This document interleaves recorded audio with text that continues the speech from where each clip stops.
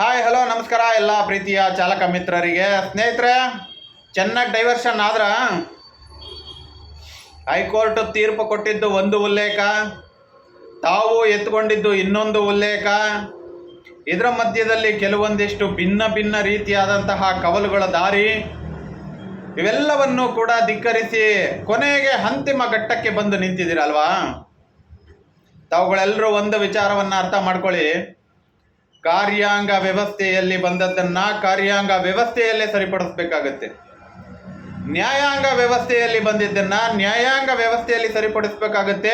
ಒಂದು ಪಕ್ಷ ಅಲ್ಲಿಂದಲೂ ಬಂದು ಕಾರ್ಯಾಂಗ ವ್ಯವಸ್ಥೆಯಲ್ಲಿಯೂ ಕೂಡ ಸರಿಪಡಿಸುವಂತಹ ಕೆಲಸ ಕಾರ್ಯಗಳನ್ನ ಮಾಡಬೇಕಾಗುತ್ತೆ. ಕಾರ್ಯಾಂಗ ವ್ಯವಸ್ಥೆಯಲ್ಲಿ ಸರಿಪಡಿಸುವಂತಹ ಕೆಲಸ ಕಾರ್ಯಗಳ ಬಗ್ಗೆ ತಮಗೆ ಉಲ್ಲೇಖವನ್ನು ಸ್ಪಷ್ಟವಾಗಿ ತಿಳಿಸ್ಕೊಟ್ವಿ. ಏನು ಕರ್ನಾಟಕ ರಾಜ್ಯ ಸರ್ಕಾರ ಇದೆ, ಇದು ಸುಗ್ರೀವಾಜ್ಞೆಯ ಮುಖಾಂತರವಾಗಿ ಈ ಒಂದು ಕಾನೂನನ್ನು ಧಿಕ್ಕರಿಸಿ, ಏನು ಕರ್ನಾಟಕ ಹೈಕೋರ್ಟ್ ತೀರ್ಪನ್ನು ಕೊಟ್ಟಿತ್ತು ಬೈಕ್ ಟ್ಯಾಕ್ಸಿಯ ಪರವಾಗಿ, ಇದನ್ನು ಧಿಕ್ಕರಿಸಿ ಸುಗ್ರೀವಾಜ್ಞೆ ಮುಖಾಂತರವಾಗಿ ಕಂಟ್ರೋಲ್ ಮಾಡ್ಬೋದು. ಇದ್ರ ಬಗ್ಗೆ ಒತ್ತಡವನ್ನು ಹಾಕುವಂತಹ ಕೆಲಸ ಕಾರ್ಯಗಳನ್ನ ಚಾಲಕರುಗಳು ಮಾಡಬೇಕಾಗತ್ತೆ ಅಂತ. ಆದರೆ ತಾವುಗಳು ಮಾಡಿದ್ದೇನು? ನೀವು ಮಾಡೋದೆಲ್ಲ ಕರೆಕ್ಟು, ಹೇಳ್ಕೊಟ್ಟಿದ್ದನ್ನು ಮಾಡೋಕ್ಕಾಗದೇ ಇರೋಷ್ಟು ಮಟ್ಟಕ್ಕೆ ತಮ್ಮಗಳಿಗೆ ಬ್ಯುಸಿ ಶೆಡ್ಯೂಲ್ಡಲ್ಲಿದ್ದೀರಾ ಅಂದರೆ ನಾವು ಅಪ್ರಿಷಿಯೇಟ್ ಮಾಡಲೇಬೇಕಾಗತ್ತಲ್ವಾ. ಇವತ್ತು ನ್ಯಾಯಾಂಗ ವ್ಯವಸ್ಥೆಯಲ್ಲಿ ಕರ್ನಾಟಕ ಉಚ್ಚ ನ್ಯಾಯಾಲಯ ಕೊಟ್ಟಿರ್ತಕ್ಕಂಥ ತೀರ್ಪನ್ನು ಪ್ರಶ್ನಿಸಿ ಮೇಲ್ಮನವಿಯಲ್ಲಿ ಸುಪ್ರೀಂ ಕೋರ್ಟ್ನಲ್ಲಿ ಪ್ರಶ್ನೆ ಮಾಡಬೇಕು ಅಂತಂದರೆ ಯಾರು ಇದ್ರ ಬಗ್ಗೆ ಒಲವನ್ನು ವಹಿಸ್ಕೊಂಡಿದ್ದೀರಾ? ಯಾರು ಇದ್ರ ಬಗ್ಗೆ ನಿಮಗೆ ಗಮನವನ್ನು ಕೊಟ್ಟಿದ್ದೀವಿ? ಯಾರು ಇದಕ್ಕೆ ಬೆಂಬಲವನ್ನು ಕೊಟ್ಟಿದ್ದೀರಾ? ಇದೆಲ್ಲದನ್ನು ಕೂಡ ಸೂಕ್ಷ್ಮವಾಗಿ ಗಮನಿಸ್ಕೋಬೇಕಾಗತ್ತೆ ತಾವುಗಳು. ನಾನು ಹಲವು ಬಾರಿ ಉಲ್ಲೇಖವನ್ನು ಮಾಡಿ ತಮ್ಮಗಳಿಗೆ ಮಾಹಿತಿಯನ್ನು ಹಂಚ್ಕೊಂಡಿದ್ದೀನಿ. ತಮ್ಮ ಜಮೀನು ವಿಚಾರ ಬಂದಾಗ ನ್ಯಾಯಾಂಗದಲ್ಲಿ ನೀವು ಪ್ರಶ್ನೆಯನ್ನು ಮಾಡಿದಾಗ ಎಲ್ಲಿ ತೀರ್ಮಾನವನ್ನು ಮಾಡ್ಕೊಳ್ತೀರಾ ಅಂತ ಅಷ್ಟೂ ಕೂಡ ತಮ್ಗೆ ಅರ್ಥ ಆಗಲಿಲ್ಲ ಅಂದರೆ ಇನ್ನೂ ಯಾವ ರೀತಿಯಾಗಿ ತಮ್ಮಗಳಿಗೆ ಬಿಡಿಸಿ ಹೇಳಬೇಕು ಅಂತೇಳಿ ನಾನು ಅರ್ಥ ಮಾಡ್ಕೊಳ್ಳೋದು ತುಂಬ ಕಷ್ಟ ಆಗ್ತಾ ಇದೆ. ಒಂದು ವಿಚಾರವನ್ನು ತಾವುಗಳು ಅರ್ಥ ಮಾಡ್ಕೊಳ್ಳಿ. ಇದೇ ರ್ಯಾಪಿಡೋಸ್ ತಕ್ಕಂತಹ ಸಂಸ್ಥೆ ಮೊಟ್ಟ ಮೊದಲಿಗೆ ಬೆಂಗಳೂರಿಗೆ ಕಾಲಿಟ್ಟಾಗ ನಮ್ಮ ಆಟೋ ಚಾಲಕರುಗಳೇ ಏನೋ ನಮ್ಮ ಜೀವನದ ಬದಲಾವಣೆಯ ಪಥ, ಅಂದರೆ ಏನು ಸಂಕ್ರಮಣ ಮುಗಿದು ಸೂರ್ಯ ತನ್ನ ಪಥವನ್ನು ಬದಲಿಸುವ ರೀತಿಯಲ್ಲಿ ತಮ್ಮ ಜೀವನವೇ ಬದಲಾವಣೆ ಆಗುತ್ತೆ ಅನ್ನೋ ರೀತಿಯಲ್ಲಿ ಅಡ್ವರ್ಟೈಸ್ಮೆಂಟ್ ಟಾಪ್ನ ಹಾಕ್ಕೊಂಡು ಏನು ಬೆಂಗಳೂರು ತುಂಬ ಮೆರೆದಿದ್ದೆ, ಊರವ್ರಿಗೆಲ್ಲ ಪ್ರಚಾರ ಮಾಡಿದ್ದೆ. ಜನಗಳಿಗೆ ತಾವೇ ಮೊಬೈಲ್ಗಳಲ್ಲಿ ಬುಕ್ ಮಾಡೋದು ಹೇಗೆ ಅಂತ ತಾವುಗಳು ಅವ್ರ ಮನೆ ಬಾಗಿಲಿಗೆ ಹೋಗಿ ಪಿಕಪ್ ಮಾಡಿದ್ದು ನೀವೇ. ಅದೆಲ್ಲ ಒಂದು ಕಡೆಗೆ ಆಗಲಿ, ಅವತ್ತಿನ ಕಾಲಘಟ್ಟಗಳು ಆಗಿತ್ತು. ಬೆಳೆಯುವ ಹಂತದಲ್ಲಿ ತಾವುಗಳೆಲ್ಲ ಕೂಡ ಸ್ಪಷ್ಟವಾಗಿ ಬೆಳೆಸಿದ್ದೀರ. ಆದರೆ ಇವತ್ತು ರ್ಯಾಪಿಡೋ ಅಂತಕ್ಕಂಥದ್ದನ್ನು ಮೊಟ್ಟ ಮೊದಲನೇ ಬಾರಿಗೆ ಅನ್ಇನ್ಸ್ಟಾಲ್ ಅಭಿಯಾನವನ್ನು ಮಾಡ್ಕೊಳ್ತಾ ಇದ್ದೀರಲ್ಲ, ಇವರೇ ಬೈಕ್ ಟ್ಯಾಕ್ಸಿಯನ್ನು ತಂದಿದ್ದು. ಹಾಗಾಗಿ ಇವ್ರುಗಳಿಗೆ ನಾವು ಬುದ್ಧಿಯನ್ನು ಕಲಿಸ್ಬಿಟ್ರೆ ಇನ್ನು ಉಳಿದವರೆಲ್ಲರೂ ಕೂಡ ಬುದ್ಧಿ ಕಲಿತಾರೆ. ಒಂದನ್ನು ಅರ್ಥ ಮಾಡ್ಕೊಳ್ಳಿ, ಇದೆಲ್ಲವೂ ಕೂಡ ವ್ಯಾಪಾರೀಕರಣದ ತಂತ್ರಗಳಷ್ಟೇ. ಇವ್ರನ್ನ ಹೊಡೆದ್ರೆ ಅವ್ರು ನಿಲ್ತಾರೆ ಅನ್ನೋದಿದೆಯಲ್ಲ, ಇದು ನಮ್ಮ ಮೊಂಡುತನ ಅಷ್ಟೇ. ಯಾವುದೇ ಕಾರಣಕ್ಕೂ ವ್ಯಾಪಾರೀಕರಣದಲ್ಲಿ ರೆಡ್ ಕಾರ್ಪೆಟ್ ಹಾಕ್ಕೊಂಡು ಸರ್ಕಾರದ ವ್ಯವಸ್ಥೆ ಒಳಗಡೆ ಬಂದು ಕೆಲಸ ಮಾಡುವಂತಹ ಅವರು ಯಾರೂ ಕೂಡ ನಿಮ್ಮ ಮಾತು ನಿಮ್ಮ ಇದಕ್ಕೆಲ್ಲ ಜಗ್ಗೋದಿಲ್ಲ. ಅವ್ರುಗಳಿಗೆ ತಂತ್ರಗಳು ಹೇಗೆ ಬಳಕೆಯನ್ನು ಮಾಡಿದರೆ ಜನಗಳು ನಮ್ಮ ಬಳಿ ಇರ್ತಾರೆ, ಚಾಲಕರುಗಳನ್ನ ಏನು ಕೊಟ್ಟು ನಾವು ಹೇಳ್ಕೋಬೇಕು ಅಂತಕ್ಕಂಥದ್ದನ್ನು ತುಂಬ ಚೆನ್ನಾಗಿ ಅರ್ಥ ಮಾಡ್ಕೊಂಡಿದ್ದಾರೆ.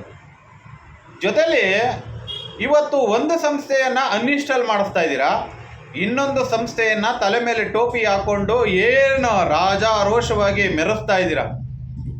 ಎಲ್ಲಿಂದಲೋ, ಅದು ಮಲಯಾಳಿ, ಎಲ್ಲಿಂದಲೋ ಬಂದವನು ಕನ್ನಡಿಗರ ಆಪ್ ಅಂತೇಳಿ ಇದೇ ಸಂಘ ಸಂಘಟನೆಗಳ ಸದಸ್ಯರುಗಳನ್ನ ಇಟ್ಕೊಂಡು ಬೆಳೆದಂಥವನು ಇವತ್ತು ಯಾವ ಮಟ್ಟಕ್ಕೆ ಅಂದರೆ, ನೀವು ಒಂದು ಕಡೆಗೆ ಈ ಒಂದು ಸಂಸ್ಥೆಯನ್ನು ವಿರೋಧ ಮಾಡ್ತೀರಾ, ಇನ್ನೊಂದು ಕಡೆಗೆ ಬಂದು ಇನ್ನೊಂದು ಸಂಸ್ಥೆಯನ್ನು ಬೆಳೆಸೋದಕ್ಕೆ ಭಾರಿ ಪ್ರಚಾರವನ್ನು ಕೊಡ್ತಾ ಇದ್ದೀರಾ. ಇದು ಎಷ್ಟು ಸರಿಯಾಗಾದರೆ ನಿಮಗೆ ನೀವು ಆತ್ಮಾವಲೋಕನವನ್ನು ಮಾಡ್ಕೊಳ್ಳಿ. ಇಲ್ಲಿ ಯಾರ ವಿರುದ್ಧವೂ ಅಲ್ಲ, ಯಾರ ಪರವೂ ಅಲ್ಲ. ಇದು ಕೇವಲ ಚಾಲಕರುಗಳಿಗೆ ಆತ್ಮಾವಲೋಕನೆ ಮಾಡಿಕೊಳ್ಳುವಂತಹ ಪ್ರಶ್ನೆಗಳು ಮಾತ್ರ.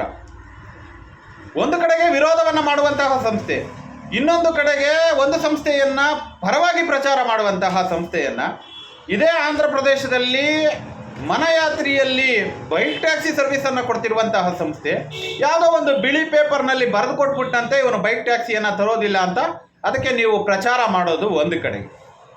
ನಾಳೆ ನಿಮ್ಮಿಂದಲೇ ಬೆಳೆದು ನಿಂತಹ ಸಂಸ್ಥೆ ಬೈಕ್ ಟ್ಯಾಕ್ಸಿಯನ್ನು ತಂದರೆ ಅವತ್ತು ಯಾವುದರ ವಿರುದ್ಧವಾಗಿ ತಾವು ಅನ್ಇನ್ಸ್ಟಾಲ್ ಅಭಿಯಾನವನ್ನು ಹಮ್ಮಿಕೊಳ್ತೀರಾ ಅಂತಕ್ಕಂಥದ್ದು ಕೂಡ ಇವತ್ತು ಅಷ್ಟೇ ದೊಡ್ಡ ಮಟ್ಟಕ್ಕೆ ಪ್ರಶ್ನೆಯಾಗಿ ನಿಮ್ಮನ್ನು ಕಾಡ್ತಾ ಇದೆ. ಇದಕ್ಕೆ ಉತ್ತರವನ್ನು ಕೊಡೋದಕ್ಕೆ ಸಾಧ್ಯನಾ ನಿಮ್ಮ ಕೈಯಲ್ಲಿ? ಆಗೋದಿಲ್ಲ.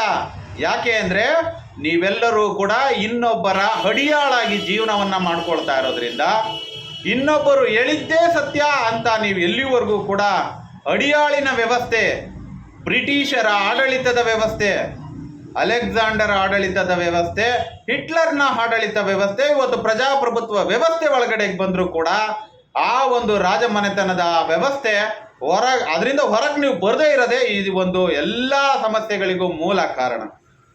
ನಿಮ್ಮನ್ನು ನೀವುಗಳೇ ಪ್ರಶ್ನೆ ಮಾಡ್ಕೊಳ್ಳೋದಿಲ್ಲ, ನೀವು ಇನ್ನೊಬ್ಬರನ್ನ ಪ್ರಶ್ನೆ ಮಾಡಬೇಕು ಅಂತ ತಾವು ಅಂದ್ಕೊಳ್ತೀರಾ. ಆದರೆ ಯಾರನ್ನ ಪ್ರಶ್ನೆ ಮಾಡಬೇಕು ಅಂತ ಅಂದ್ಕೊಳ್ತೀರಾ ಅವನು ಕೂಡ ನಿಮ್ಮ ಪರವಾಗಿ ಹೋರಾಟ ಮಾಡ್ತಿರ್ತಾರೆ, ಆದರೆ ಅವರನ್ನೇ ನೀವು ಹೋಗಿ ಪ್ರಶ್ನೆ ಮಾಡುವಂತಹ ಕೆಲಸ ಕಾರ್ಯಗಳನ್ನ ಮಾಡ್ತೀರಾ. ನಿಮ್ಮನ್ನು ನಿಮ್ಮ ಆತ್ಮಾವಲೋಕನಕ್ಕೆ ಸರಿಯಾದ ರೀತಿಯಲ್ಲಿ ನೀವುಗಳು ಪ್ರಶ್ನೆ ಮಾಡ್ಕೋಬೇಕು.